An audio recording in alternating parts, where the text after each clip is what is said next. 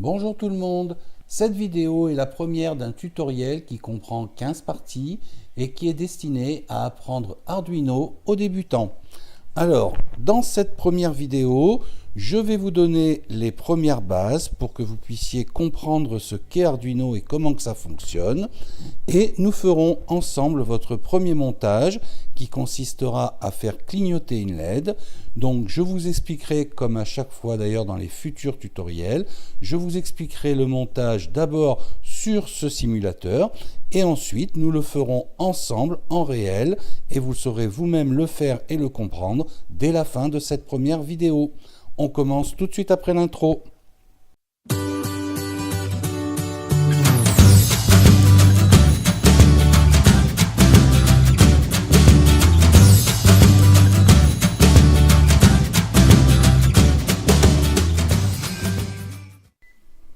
Alors d'abord, pour comprendre ce qu'est Arduino, je vais essayer de vous en donner une définition. En fait, Arduino, c'est une méthode pour faire de l'électronique facilement, de fabriquer vos propres petits montages électroniques, je dis petits, mais d'ailleurs ils peuvent être même importants, grâce à une carte, des composants et un langage.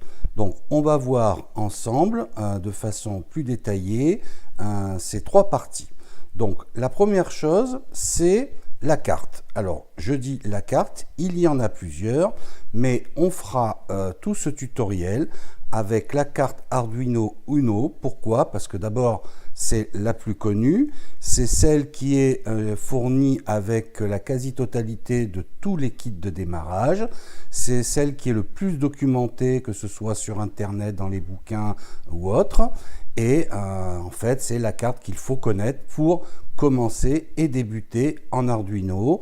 Et dans de futurs tutoriels, on verra qu'il existe plein d'autres cartes avec des fonctions différentes ou des tailles différentes. Mais en connaissant bien cette carte-là, vous pourrez maîtriser déjà de façon solide la méthode Arduino. Alors ensuite, on va revenir ensuite sur cette carte. Ensuite, vous avez tous les composants, ça c'est la deuxième grosse partie. Alors des composants, il y en a une multitude, là j'en ai mis quelques-uns et on va revenir là-dessus aussi tout à l'heure. Donc ça, ce sont les deux premières parties.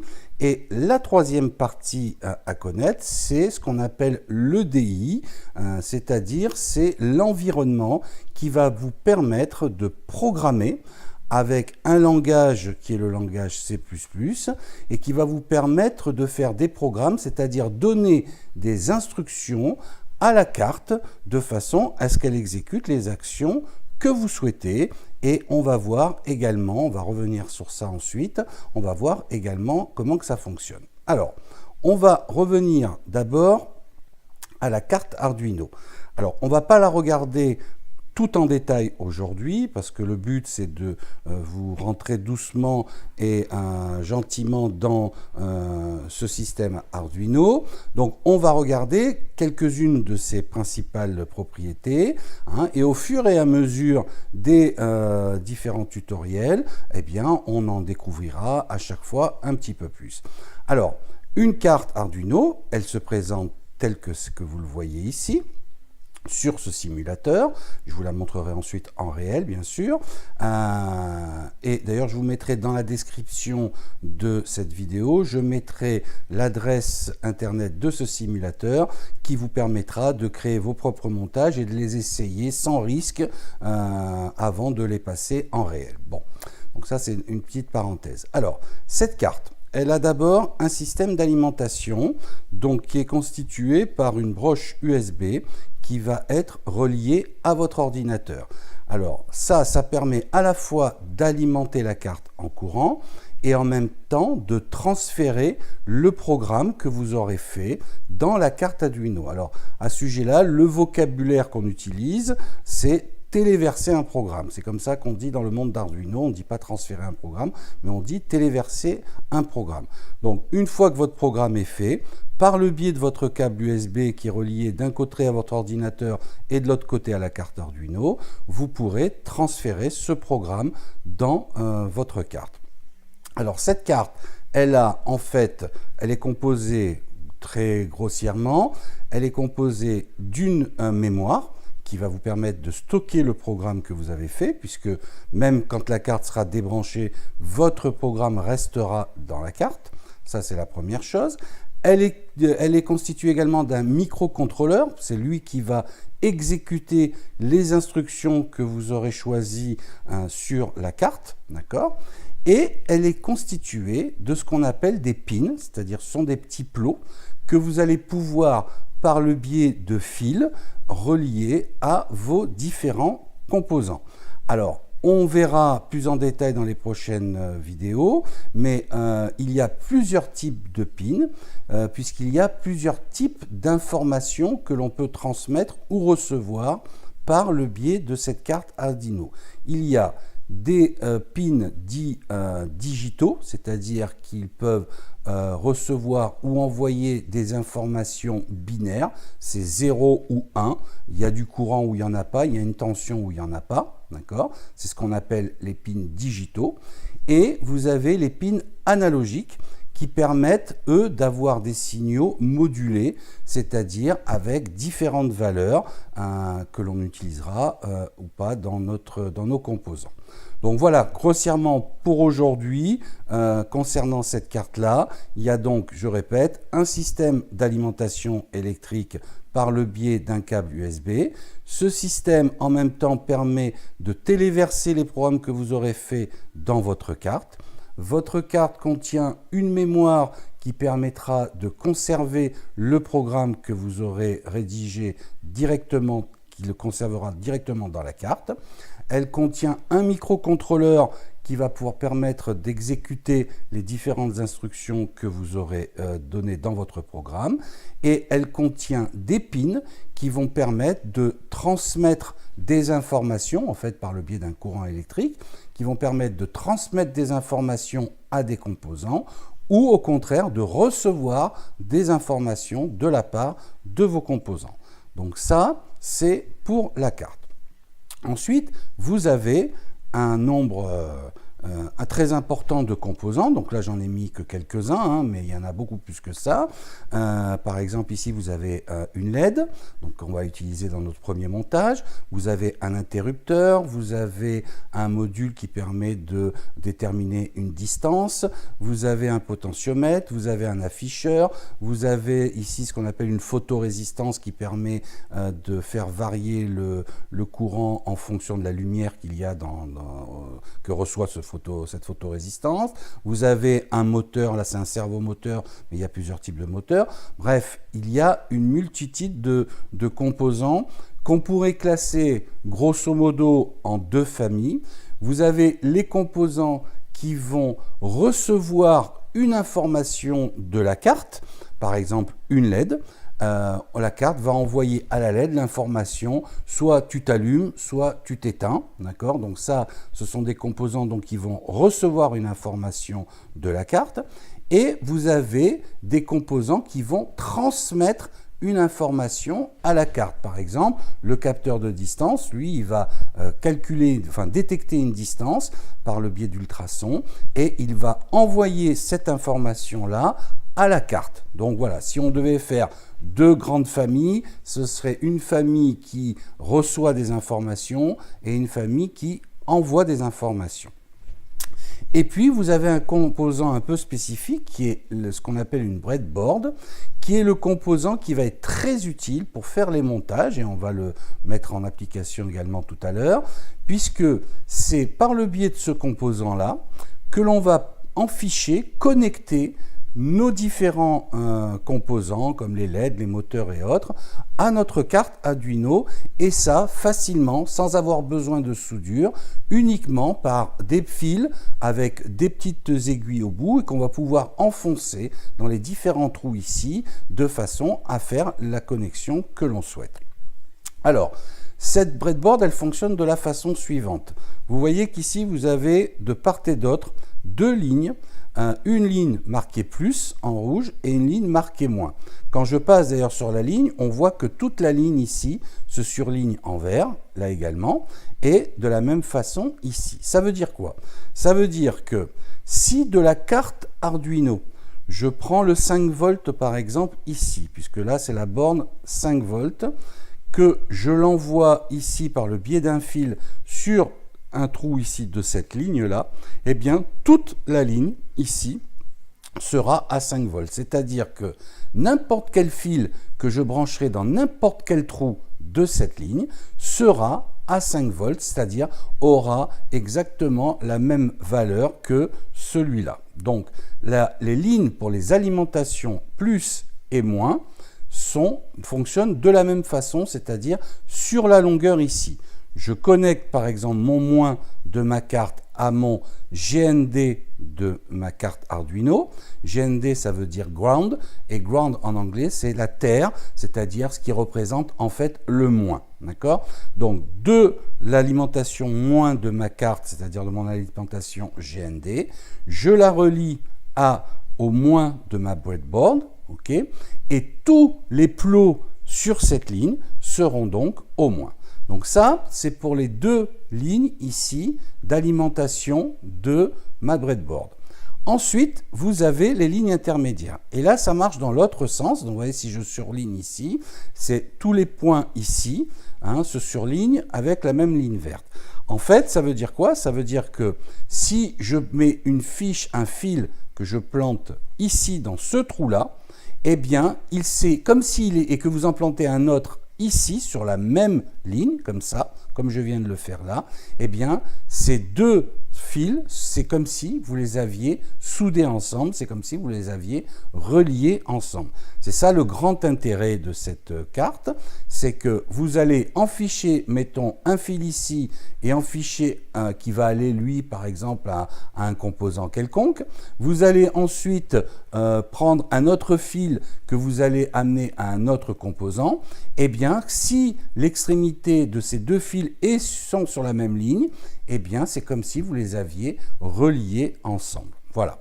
Donc ça, c'est le fonctionnement de la breadboard que l'on utilise pour faire tous nos essais sur la carte Arduino sans avoir pour autant à souder ou avoir des montages qui soient compliqués à faire. C'est juste un système de fils, comme on va le voir tout à l'heure, qui s'enfiche dans des trous et ensuite que nous relions à nos composants. Donc voilà pour cette breadboard. Alors, je fais un petit aparté concernant la carte. Tout à l'heure, on a parlé des différents pins, de l'alimentation de la carte. Et là, on vient de voir aussi que la carte, elle a ses propres, une fois qu'elle est alimentée, elle permet elle-même d'alimenter d'autres éléments, donc par exemple une breadboard, parce qu'elle a même elle-même une sortie en 5 volts. Elle a également une sortie en 3,3 volts et elle a deux sorties ground, donc comme je vous l'ai dit tout à l'heure, qui sont les sorties qui correspondent au moins, donc à la terre. Et elle a même encore une sortie ground de l'autre côté, ce qui est bien pratique lorsque l'on a à faire des montages un peu compliqués. Donc voilà, en gros, donc je récapitule, vous avez dans le système Arduino, vous avez une combinaison de une carte, vous avez une combinaison de composants, et maintenant, ce qu'il faut voir, c'est vous avez également l'environnement de développement intégré, qui est en fait un logiciel Arduino que vous pouvez télécharger gratuitement sur le site d'Arduino. Je vous mettrai l'adresse également dans la description de cette vidéo. Et une fois que vous l'avez téléchargé, vous arrivez sur cette interface dans laquelle vous allez pouvoir écrire directement vos programmes. Alors, c'est pareil, il y a beaucoup de choses à savoir sur cette interface, mais pour ne pas alourdir cette première vidéo, je vais juste vous donner dans un premier temps quelques indications et ensuite, au fur et à mesure des tutos, on en apprendra de plus en plus. Alors, la première chose, ce sont ces deux petits boutons ici. Premier bouton, c'est celui-là où il y a une coche. Il va vous permettre de vérifier que le programme que vous avez écrit ne comporte pas d'erreur. Donc pour ça, là j'ai écrit le premier programme, c'est celui qui correspond à l'ampoule, à la LED qui clignote. Donc je clique sur vérifier, j'attends un petit peu, ça prend un certain temps. Voilà, vous avez le petit compteur ici qui se déroule. Et une fois que le check est fait, si vous n'avez pas d'erreur, vous avez ce petit message qui s'affiche ici, où on vous dit combien vous avez utilisé de mémoire, etc., etc. Et si, à contrario, vous avez des erreurs, eh bien, elles seront affichées en rouge. Donc ça, c'est la première chose à savoir sur cette interface. La deuxième chose, c'est ce petit bouton ici, qui va vous permettre de téléverser le programme. C'est-à-dire que une fois que votre programme est fait et que vous avez vérifié qu'il ne contient pas d'erreur, vous allez brancher la carte à votre PC et vous allez cliquer ici et ça va téléverser, donc envoyer le programme qui est ici sur votre carte Arduino et ça va lui permettre de s'exécuter. Donc ça, c'est la deuxième chose qu'on voit aujourd'hui sur cette vidéo. Et la dernière chose qu'on va voir aujourd'hui, c'est que vous avez ici un ensemble d'exemples qui sont directement fournis avec cette interface quand vous l'aurez téléchargé et qui va vous permettre directement d'accéder à des programmes tout faits. Alors là, par exemple, le programme pour la LED qui clignote, il s'appelle Blink. Donc si je clique dessus, j'accède directement au programme Blink.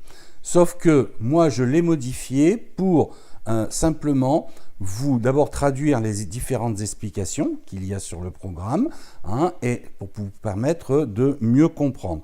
Mais vous pouvez accéder à il y a des dizaines et des dizaines d'exemples auxquels vous pouvez accéder directement en allant chercher ici vos exemples parmi ceux qui sont directement fournis.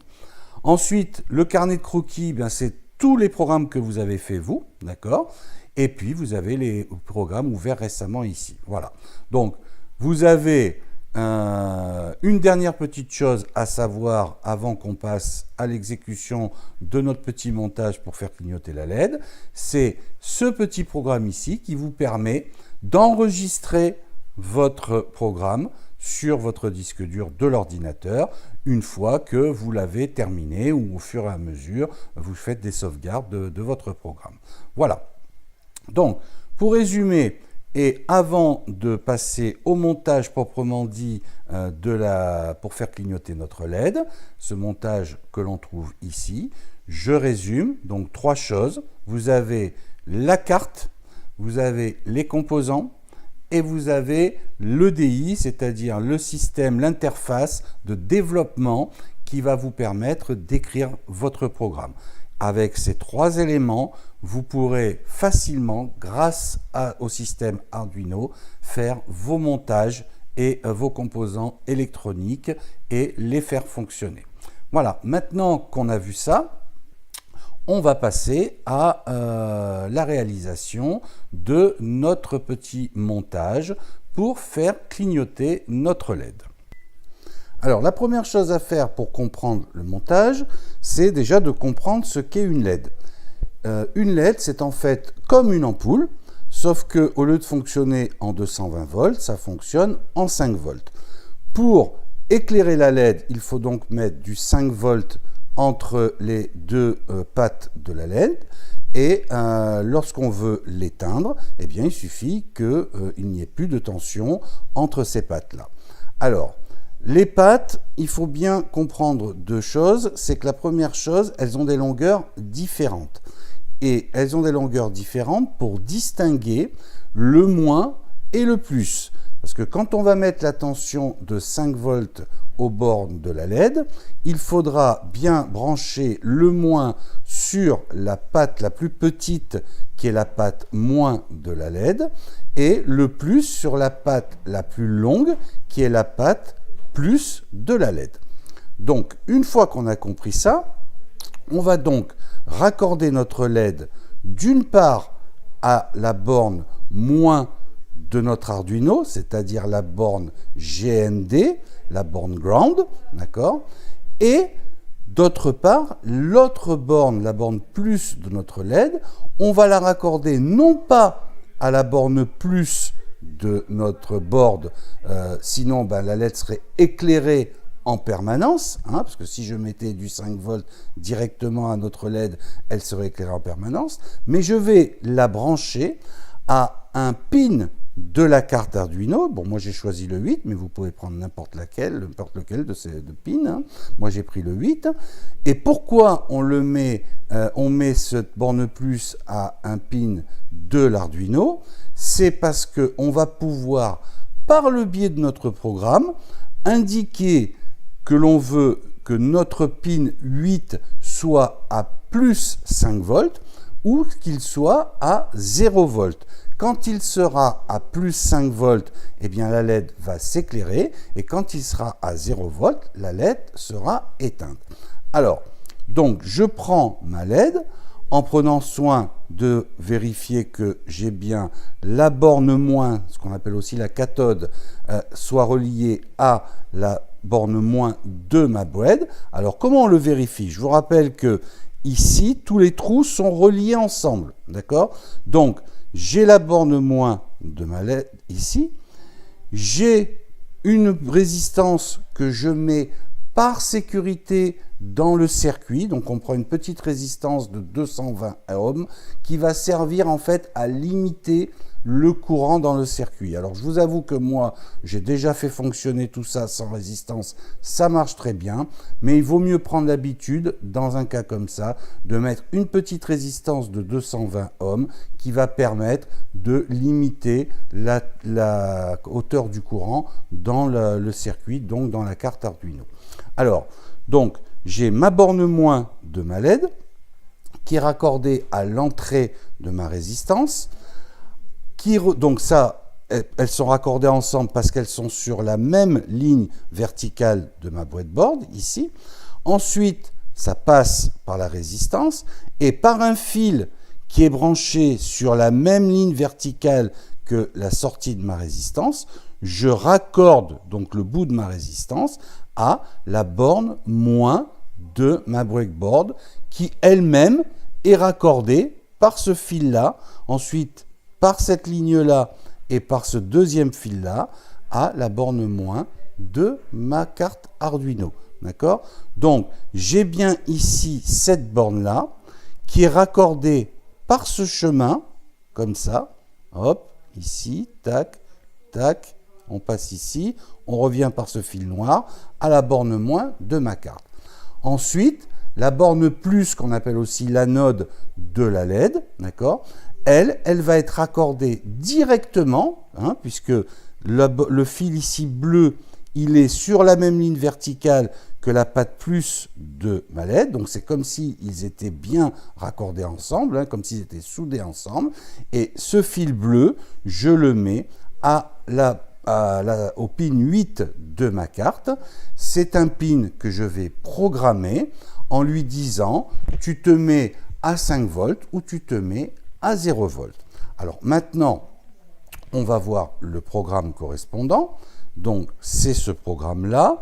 Je vous rappelle que vous pouvez le trouver soit dans les exemples qui sont fournis, directement dans l'interface d'Arduino, dans la partie basique Blink, sauf qu'il sera en anglais et non expliqué. Donc moi je l'ai repris, ce fichier, c'est un fichier. Alors il faut savoir que les fichiers Arduino, ce sont des fichiers qui ont une extension INO.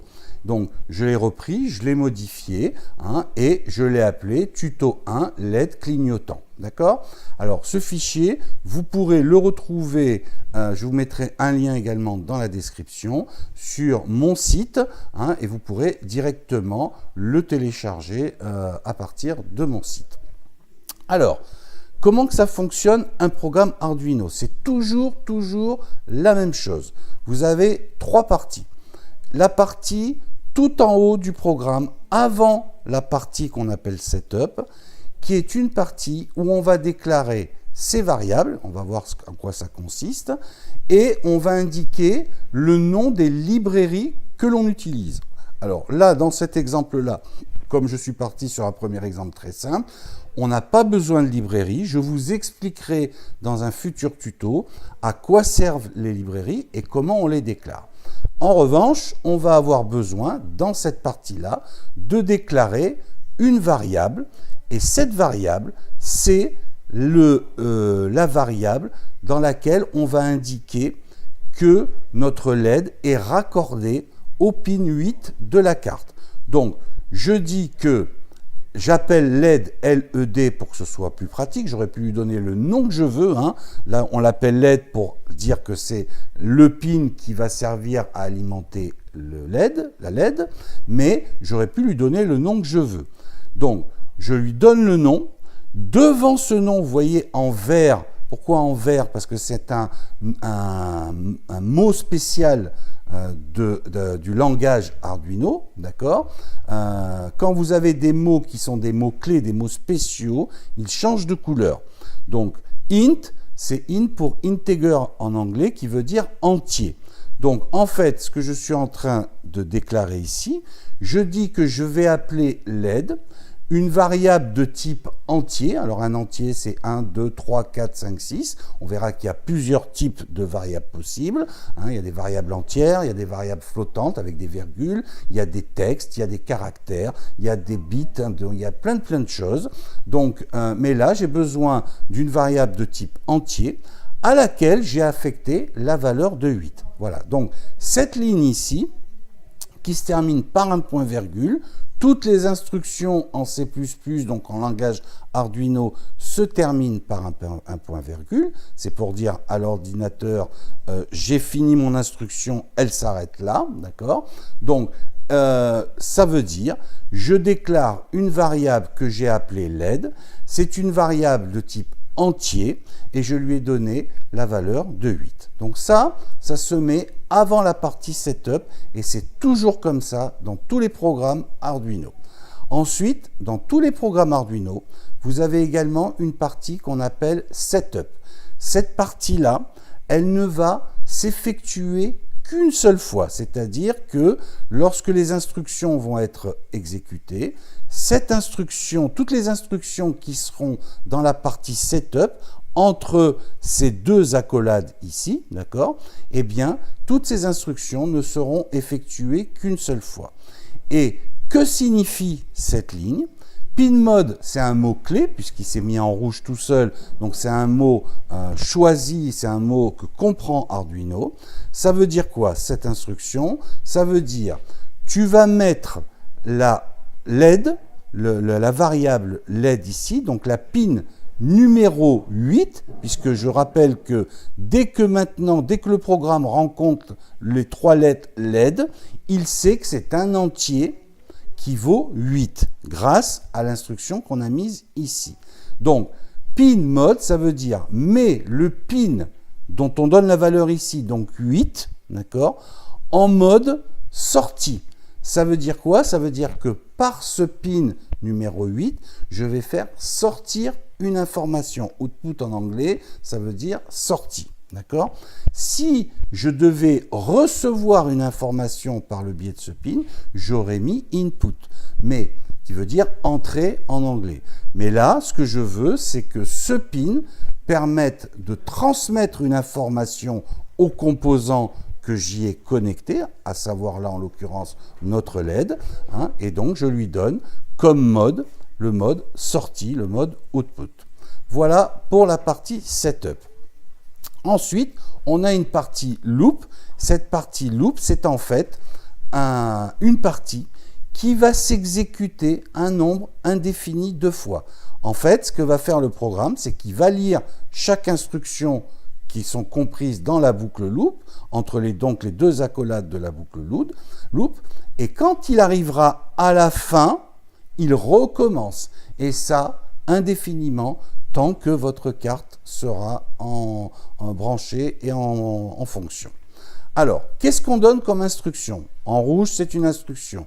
On lui dit, écris sur le pin dont je te donne la valeur ici, donc le pin LED valant 8, d'accord?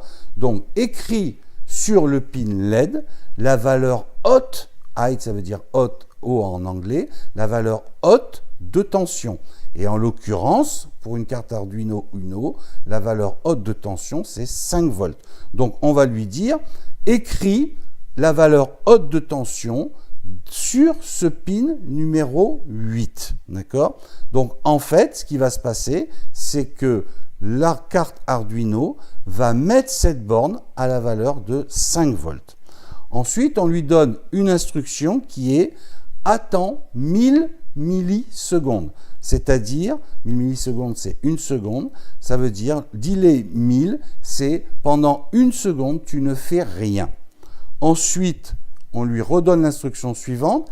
Écris sur le pin 8 la valeur basse, d'accord, c'est-à-dire la valeur 0 en l'occurrence, de tension, d'accord. Donc, la carte Arduino va interpréter ça en mettant le pin 8 à 0 volts. Et donc, notre LED va s'éteindre. Et on lui dit, tu attends encore 1 seconde. Donc, qu'est-ce qui va se passer? Il lit la première instruction, donc la borne 8 se mettra à la valeur de 5 volts et la LED va s'éclairer. Il attend 1 seconde. Ensuite, on lui donne l'instruction de mettre le pin 8 à 0, donc la LED va s'éteindre. On attend 1 seconde. Et comme on est dans la boucle loop, une fois qu'il a fait tout ça, il recommence. Et ça indéfiniment. Et donc, le résultat, c'est que notre LED va clignoter. Donc, maintenant, on va le regarder, le montage en réel. Et on va voir comment transférer ce programme directement dans notre carte par le biais de la fonction téléversée. Alors, voilà le montage en direct. Qu'est-ce qu'on voit sur ce montage? On voit donc bien la LED qui est ici, d'accord? On voit que j'ai raccordé la patte la plus longue de la LED, donc la patte plus, à ce fil bleu. Ce fil bleu lui-même est raccordé à la borne numéro 8, d'accord, comme c'est indiqué dans le programme. Et j'ai également raccordé la patte moins de la LED à l'entrée de la résistance, et en sortie de résistance, ici, j'ai donc un fil noir donc, qui est raccordé à la sortie de la résistance, puisque je vous rappelle qu'on est sur la même ligne ici, numéro 30 de la breakboard, et celle-ci est raccordée au moins, d'accord? Voilà. Donc, le tout maintenant est prêt à fonctionner. Je vais dans l'interface Arduino et il faut bien vérifier 2 choses avant de téléverser le programme.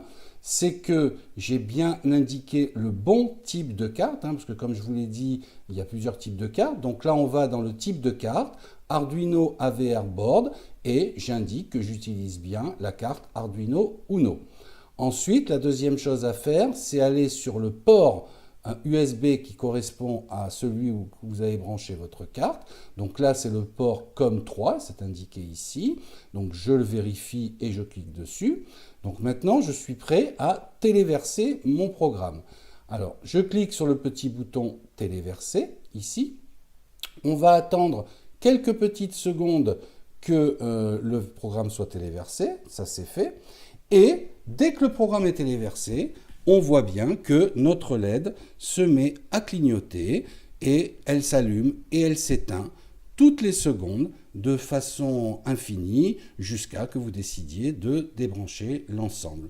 Voilà, le premier petit montage est fait. J'espère que vous avez appris des choses. N'hésitez pas à me mettre un petit pouce bleu, ça fait toujours plaisir. Et à vous abonner si vous voulez la suite des tutos. À bientôt, merci.